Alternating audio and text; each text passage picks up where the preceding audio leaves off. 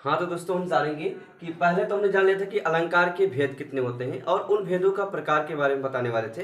तो हम बात करते हैं अलंकार के प्रकार के बारे में। तो प्रकार बाबू जो आपको बताया गया था शब्दालंकार, बाबू शब्दालंकार आपको बताया गया था और अर्थालंकार आपको बताया गया है, अर्थालंकार हो गया है और उभयालंकार हो गया है। तो बाबू हम बात करने वाले थे कि शब्दालंकार, अर्थालंकार, उभयालंकार इसके प्रकार भी होते हैं।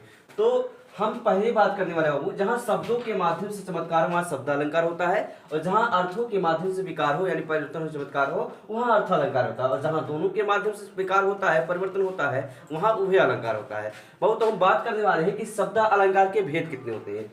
तो शब्दालंकार के बाबू 5 भेद है। कितने भेद है बाबू? 5 भेद है। तो यहाँ पे हम उन भेदों का नाम लिख दे रहे हैं। हम यहाँ पे लिख दिया पहला अलंकार जो आपका है अनुप्रास हो गया। क्या हो गया? अनुप्रास हो गया। और उसके बाद यहाँ से हमने लिख दिया श्लेष। क्या लिख दिया हमने?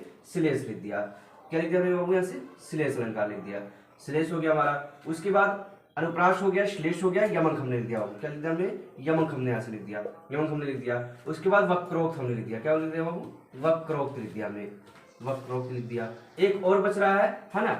यहाँ से लिख देंगे वो पुनरोक्त लिख दे रहे हैं, पुनरोक्त, पुनरोक्त लिख दे रहे हैं, सॉरी पुनरोक्त, सॉरी गलत हो गया। तो पुनरोक्त हम फिर से लिखेंगे पुनरोक्त, पुनरोक्त अलंकार। अब देखिए तो यहाँ पे हमने लिख दिया है। तो शब्दालंकार हो गया, शब्दालंकार के भेद अनुप्रास, श्लेष, यमक और वक्रोक्त, और वक्रोक्त, वक्रोक्त हो गया आपका। उसके बाद आपका है पुनरोक्त। अब हम बात करने वाले बाबू कि इसके जो प्रकार है इसका मतलब क्या होता है। तो पहला जो हमारा बाबू आता है शब्दालंकार में, अगर आपको कैप्चर करना तो कर सकते हैं। पहला जो हमारा आता है वो है क्या बाबू? हमारा अनुप्रास अलंकार। क्या है? अनुप्रास अलंकार। तो शब्दा अलंकार के 5 भेद है। पहला अनुप्रास, श्लेष, यमक, वक्रोक्त, पुनरोक्ति, है ना। अब हम बात करने वाले होंगे कि अनुप्रास का मतलब क्या होता है, अनुप्रास कितने भेद होते हैं, आखिर ये कार्य कैसे करते हैं। तो आइए देखते हैं। इसको हम मिटा देते हैं यहाँ पे। तो यहाँ पे हम लिख दिया वो अनुप्रास। क्या लिख दिया यहाँ से? अनुप्रास, अनुप्रास। अब देखिए अनुप्रास का मतलब क्या होता है, पहले हम अनुप्रास का मतलब जान लेते हैं। अनुप्रास का मतलब क्या होता है? अनु का मतलब होता है वो बार बार। क्या होता है? बार बार।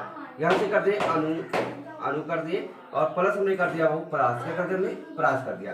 अनु का मतलब होता है बार बार। क्या होता है वो? कह दीजिए यहाँ पे बार बार कह सकते हैं आप, बार बार कह सकते हैं। और प्रास का मतलब आवृत्ति यानी कि आने से कह दीजिए आप। यहाँ पे समझने के लिए मैं कह रहा हूँ आने से। तो बार बार आने से, क्या आने से? वर्ण आने से। क्या आने से बाबू? वर्ण आने से।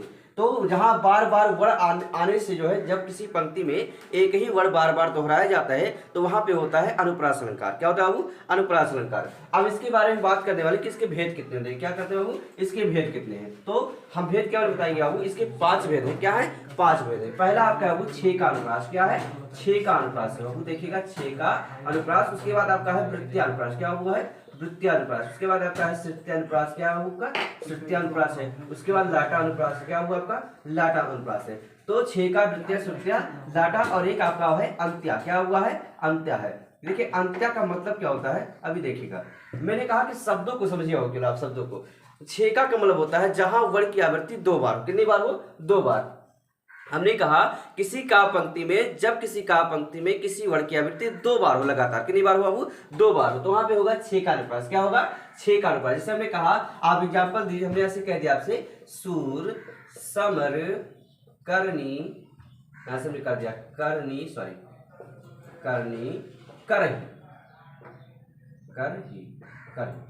हम देखे सा, सा, का। हमने 2 बार शब्दों का नाम लिया, जैसे सा, सा और का। सूर्य, समर, कर, करही। जब किसी पंक्ति में शब्दों की आवृत्ति 2 बार हो, वर्ण की आवृत्ति 2 बार हो, तो वहां पे क्या होगा? 6 का अनुप्रास। क्या होगा बाबू? 6 का अनुप्रास। अब आपका आता है वृत्तिया। क्या था बाबू? वृत्तिया। वृत्तिया का मतलब होता है बाबू जब किसी का पंक्ति में वर्ण की आवृत्ति 3 या 3 से अधिक बार हो। कितनी बार बाबू? 3 या 3 से अधिक बार हो, तो वहां पे होगा वृत्त्यानुप्रास। क्या होगा बाबू? वृत्त्यानुप्रास। आप कहेंगे एग्जांपल दीजिए, तो एग्जांपल जो आप करेगा बाबू, यहां से हमने इसे लिख दिया भूरी,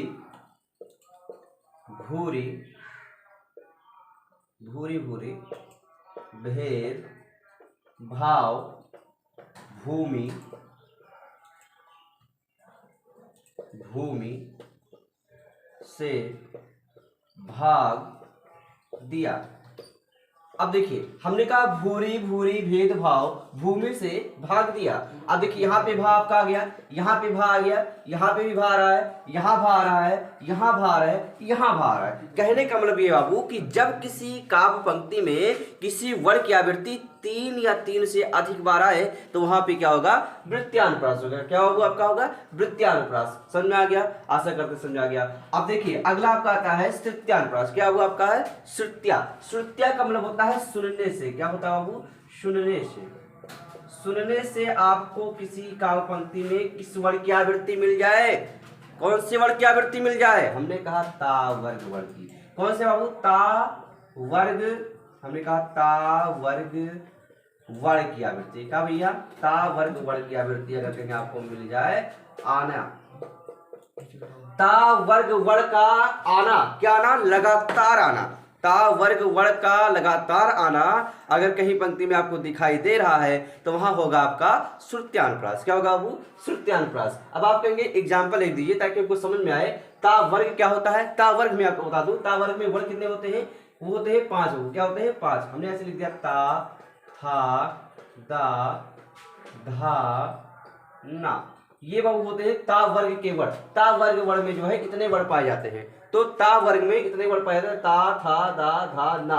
अगर किसी काव्य पंक्ति में आप पढ़ते समय ये पाए कि लगातार ये ता वर्ग की आवृत्ति जहां पे ता, था, दा, धा, ना लगातार आपको मिलता जाए वहां पे होगा श्रुत्यानुप्रास। क्या होगा बाबू, श्रुत्यानुप्रास होगा। समझ में आ गया होगा, आशा करते हैं समझ में आ गया होगा। अब आप कहेंगे एग्जाम्पल दीजिए इसका एक, तो एग्जाम्पल हमें यहाँ पे देता हूँ। इसे किसी शब्द में जो है ता से ना ही ज्यादा आएगा। हमने ऐसे करते हैं, दिनांक, दिनांक था, दिनांक